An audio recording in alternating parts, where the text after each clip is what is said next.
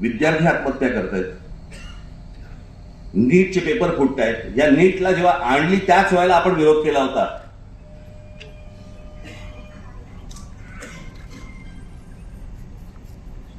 आज लहान मुलं पळवण्याचा प्रकार वाढलेले आहेत. खासदार आमदार जसे पळवले जातात तशी लहान मुलं पळवली जातात, मुली पळवल्या जात आहेत, त्याचे व्यापार होत आहेत, त्यांना परदेशी पाठवलं जात आहे, काही जणींना वेश्या व्यवसायाला पाठवलं जात आहे.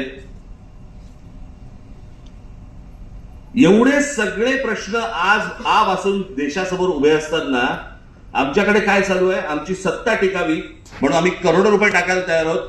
आम्हाला खासदार फोडायचेत, आमदार फोडायचेत, नगरसेवक फोडायचेत. तुमच्या मताला किंमत काय? 0. कोण तुम्ही, कोण नाही. रांगेत उभं राहा, मेंढरासारखे मतदान करा, मोकळे व्हा. आज हे भारतीय जनता पक्षाकडनं सुरू आहे, उद्या दुसऱ्या पक्षांकडनं सुरू होईल. काही दुसऱ्या इतर पक्षांकडनं अगोदर ह्याच्या अगोदर पण झालेलं आहे. याला निवडणूक पडणार. मी काल आम्ही बसलो असताना मी म्हटलं बरं झालं चला आपले खासदार निवडून नाही आले.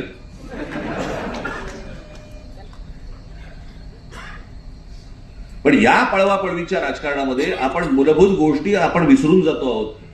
आपण महाराष्ट्राचं अस्तित्व विसरून जातो आहोत, महाराष्ट्राचा स्वाभिमान विसरून जातो आहोत, महाराष्ट्राची परंपरा विसरून जातो आहोत, देशाची परंपरा विसरून जातो आहोत. आणि चहूबाजूने आम्ही काय बघतोय आज? ह्या सगळ्या गोष्टी विकल्या जात आहेत. मी तुम्हाला आता एक आपल्या हे महावितरण ना MSCB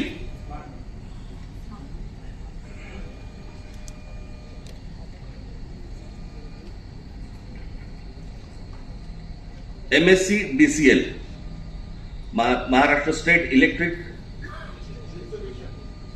डिस्ट्रीब्युशन, बरोबर, वितरण.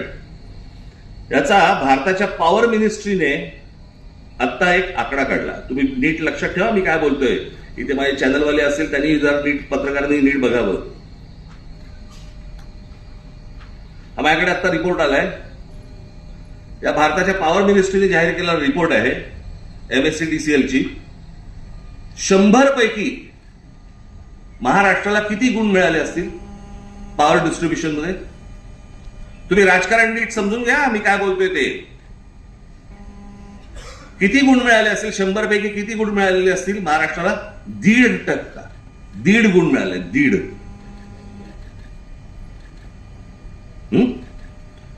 या 1.5चा अर्थ कळतोय तुम्हाला? यांचा आता IPO येतोय. MSCDCLचा आता IPO येतोय, म्हणजे लोकांकडनं पैसे घेण्यासाठी. ज्याला 1.5 मार्क आहे त्याच्यात कोण गुंतवणूक करणार मला जरा सांगा? कोण येणार गुंतवणूक करायला? फक्त. म्हणजे हे एकदा ताब्यात आलं संपूर्ण महाराष्ट्राचं डिस्ट्रीब्युशन की महाराष्ट्राची वीज हे अदानी ठरवणार. तुम्हाला कोणत्या भावाने विकायचंय, तुमच्याकडची कशी मीटर तोडायचे, तुम्हाला कसा तुम्ही ते पैसे नाही भरू शकलात तर कसे तोडायचे, अंधारात कसं ठेवायचे, ह्याचे सगळे उपाय सुरू आहेत. मुंबई ठाणा महाराष्ट्रातल्या जमिनी तर देतातच आहेत, जंगलं दिली जात आहेत. तुमची वीज ही देखील दिली जाणार, उद्या पाणी दिलं जाणार. गुलाम आहात का तुम्ही? यांच्यासमोर आम्ही भीता मागायच्या आणि मग हे काय करणार? पुन्हा परत तुम्हाला आंदोलनामध्ये गुंतवून ठेवणार. हे चक्र कसं फिरते बघा. परत तुम्हाला आंदोलनामध्ये गुंतवून ठेवणार, मग लोक आपल्याकडे येणार की आमच्याकडचे भाव वाढले, मग त्याच्यावरती आपली सगळ्यांची आंदोलन होणार, आपलीच नाही इतर पक्षांची होणार, आणि मग आपलं लक्ष तिकडे आणि ह्यांचं लक्ष SIR वर.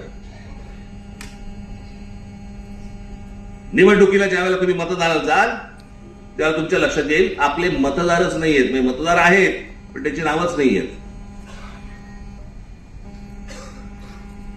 आणि जरा त्या वेळेला तिथे मतदारांची नावं जर समजा गायली गेलेली असतील तर त्या क्षणाला तुम्ही काहीही करू शकणार नाहीत.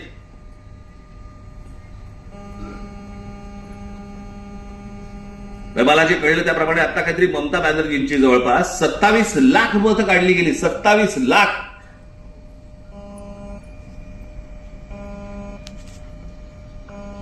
आणि कसं वेचून वेचून वेचून वेचून सगळ्या गोष्टी सुरत बघा. तिकडे केजरीवाल पडले, इथे ममता बॅनर्जी पडल्या. हवाय तो घ्यायचा, बाकीच्याला पाडायचं, संपूर्ण सिस्टीम ताब्यात घेतलेली आहे.